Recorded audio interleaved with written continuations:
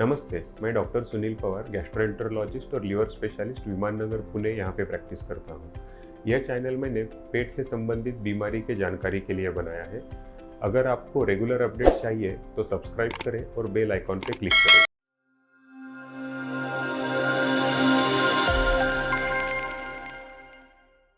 आज का टॉपिक है ERCP, क्यों की जाती है और कैसे की जाती है।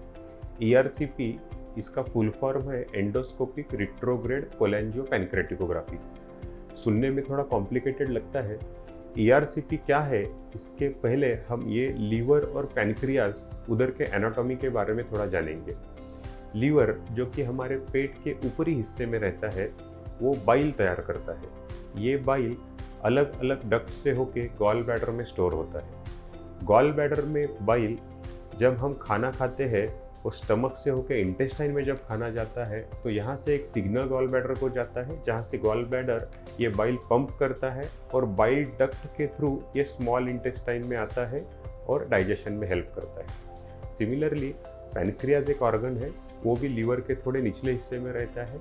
उधर का जूस भी, डाइजेस्टिव जूस भी एक डक्ट से आता है जिसको पैनक्रियाटिक डक्ट बोला जाता है। ये पैनक्रियाटिक डक्ट और बाइल डक्ट इंटेस्टाइन में ओपन होने से पहले एक हो जाती है और इंटेस्टाइन में एक जगह पे ओपन होती है, उसको पैपिला बोला जाता है।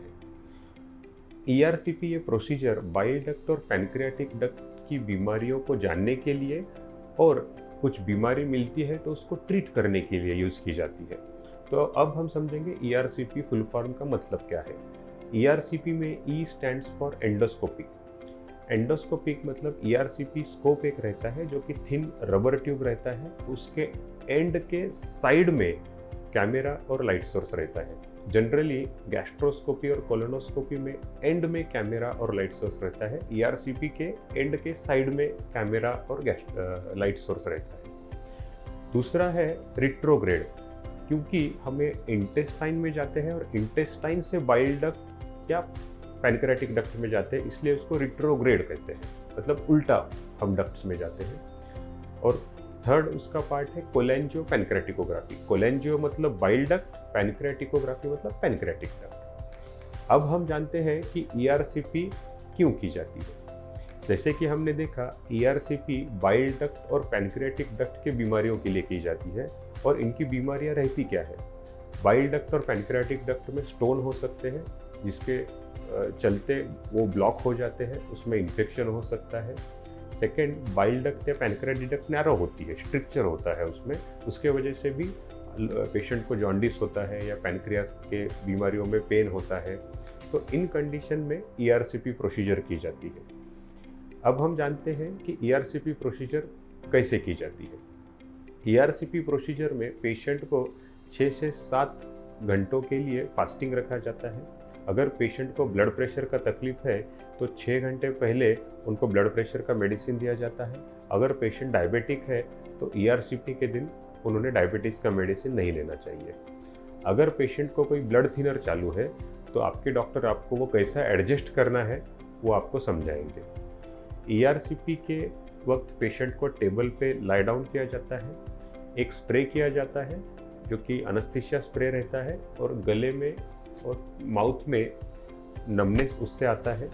एक माउथ गार्ड रहता है जो कि दांतों में चबा के पकड़ने के लिए दिया जाता है। ERCP प्रोसीजर हमेशा एडमिट होके ही की जाती है और उसके लिए इंट्रावीनस या जनरल अनस्थीसिया हमेशा दिया जाता है। उसके लिए नेज़ल प्रोंग से ऑक्सीजन भी पेशेंट को लगाना पड़ता है। ERCP प्रोसीजर के वक्त ERCP स्कोप माउथ से स्लाइड किया जाता है और स्मॉल इंटेस्टाइन में पैपिला जहाँ पे है उधर एडजस्ट किया जाता है। अलग अलग इंस्ट्रूमेंट यूज़ करके हम बाइल डक्ट या पैनक्रियाटिक डक्ट में जाते हैं और उधर की बीमारियाँ डायग्नोस करते हैं और उसका ट्रीटमेंट करते हैं। बहुत बार पैनक्रियाटिक डक्ट या बाइल डक्ट में प्लास्टिक या मेटल के स्टेंट भी हमें रखने पड़ते हैं ताकि वहाँ का फ्लो, डाइजेस्टिव जूसेस का फ्लो रेगुलर और अच्छे तरह से हो। ERCP प्रोसीजर के वक्त एक्सरे भी यूज़ होता है, जिसके ज़रिए हमें बाइल डक्ट और पैनक्रियाटिक डक्ट में डाई इंजेक्ट करके उधर क्या क्या बीमारी है ये पता चलता है। अगर आपको कोई डाई का एलर्जी है या कोई मेडिसिन का एलर्जी है या तो लैटेक्स का एलर्जी है तो आपको डॉक्टर को ज़रूर बताएं। ईआरसीपी के प्रोसीजर के बाद पेशेंट को क्या ध्यान रखना चाहिए। ईआरसीपी प्रोसीजर के बाद 15 to 20 मिनट्स में पेशेंट का कॉन्शियसनेस रिगेन होता है। पेट में थोड़ा ब्लोटिंग या क्रैम्प आ सकते हैं। अगर आपको पेन ज़्यादा है तो आपके डॉक्टर से ज़रूर कनेक्ट करें। ईआरसीपी में क्या कॉम्प्लिकेशन हो सकते हैं।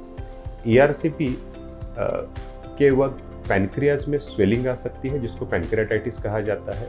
अगर 100 ईआरसीपी प्रोसीजर होते हैं तो 2 to 3% लोगों को पैनक्रियाज पे सूजन आती है।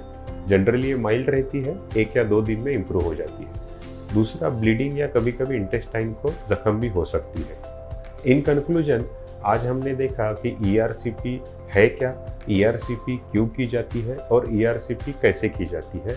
अगर आपको ये वीडियो पसंद आया है तो कृपया लाइक करें और शेयर करें, और अगर आपका कोई क्वेश्चन है तो कमेंट बॉक्स पे ज़रूर लिखें, इसका उत्तर देने का मैं प्रयास करूँगा।